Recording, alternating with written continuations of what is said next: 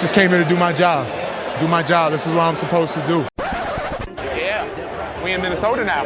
Like I said after the media, all right, cool, we gotta come back to our house now. Sorry. Patrick Beverly only took you 1 year to make the Wolves become nobodies to half of nobodies and winning the play-in tournament. Hold up, hold up, hold up, hold up, hold up, hold up, hold up, yeah, big. Rudy Gobert has been traded, y'all. Traded to the Timberwolves for first-round draft picks. That is a KD package. That is a Paul George package. That is an Anthony Davis package. For Rudy Gobert, and I know what y'all think. Rudy Gobert is making $200 million. Cat is making $200 million.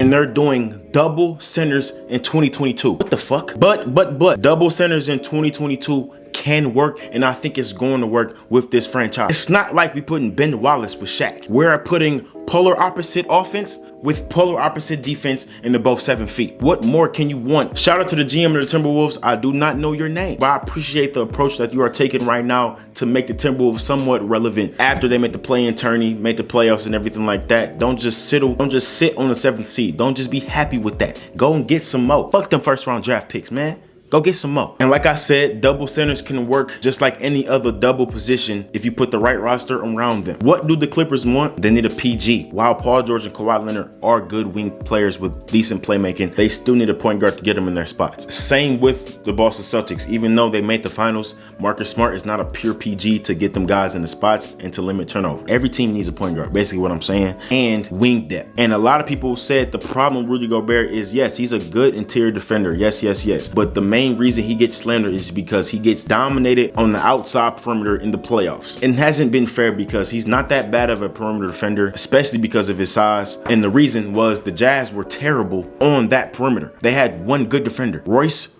O'Neal, 6'4" undrafted player out of whatever college. And y'all expect Rudy Gobert to beat Kawhi Leonard, guarding Curry, Kyrie, and whatnot. Y'all tripping. This is Stephen Curry.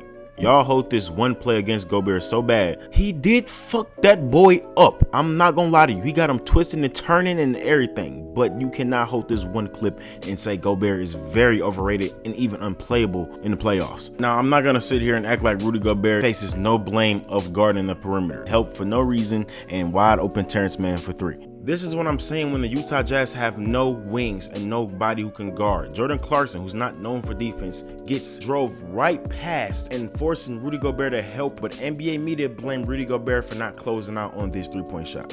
Gobert, 88 overall? This is terrible. Jordan Clarkson gets blown by a simple dribble drive, leaving another wide open Terrence Mann. This is not Rudy fault, bro. The problem with Cat was he was a good center on offense. He created a lot of mismatches on offense for other opposing centers, but the defense was not hitting. This nigga Cat is soft, bro. You know, it's like, bro, get up, bro. You ain't no center for real. He wasn't really banging down low. And even then, Cat was really the 4 and Jared Vanderbilt was the 5 for the Wolves. So this really does not affect Cat whatsoever in terms of spacing, in terms of where he's gonna be at on the floor. Wings help both. With Rudy Gobert not having enough wings in Utah, Timberwolves do, even though they traded Jared Vanderbilt, their best defender, Patrick Beverly, a good defender, Malik Beasley, a capable defender. They still have Jaden McDaniels. He has to make a jump defensively. Ant was a good defender for the last half of the season. D'Lo, I know y'all think D'Lo is not a good defender, but he's actually serviceable on that end, and he talks and communicates a lot with the younger guys. So they have better wings off rip than Utah. And if they might sign somebody else in free agency, maybe get somebody for the minimum, Josh Okogie, you know what I'm saying? So I think just off this, Rudy Gobert is gonna have a better time playing defense and playing offense as well, with D'Lo being the passer to him, than whatever the fuck was going on in Utah. And what I'm trying to get to is Cat can really fit next to anybody on offense. It doesn't matter who it is, because Cat is the best shooting big man in the NBA. And also, I think Rudy Gobert can fit next to any other big man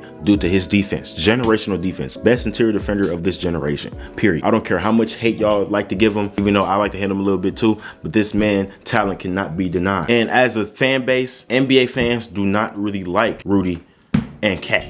I get it. They're not really that likable. Play basketball. That's really it. And also with the rest of the guys, you have D'Lo getting a great screener in Rudy Gobert and a good lob target for Rudy Gobert. Anthony Edwards' growth as a player. Anthony Edwards' trajectory is going up like these. So with that said, Anthony Edwards might be aiming at 25 points per game in this season. You have a top 10 offense in the league like they did last year with the same core, and you also have a top 10 defense because Rudy Gobert by himself is a top 10 defense. Get more praise from these guys, and the West is looking more and more loaded. So with that, my prediction for this team is 46-36. Playoff team, it will be a disappointment if they don't make the playoffs. You have 3.5 all-stars basically, if you want to count D'Lo as a half all-star, and Anthony Edwards might take that jump. But this is a blockbuster trade. I fuck with this trade. I like the Timberwolves last season. The problem was last season was that Ja Morant was giving them boys the blues, and Rudy Gobert is there. So try that shit now, little nigga. Try it now. Nah, I'm playing. But that'll be all for this video, bro. Make sure you like and subscribe, man. I'm out, man. Peace.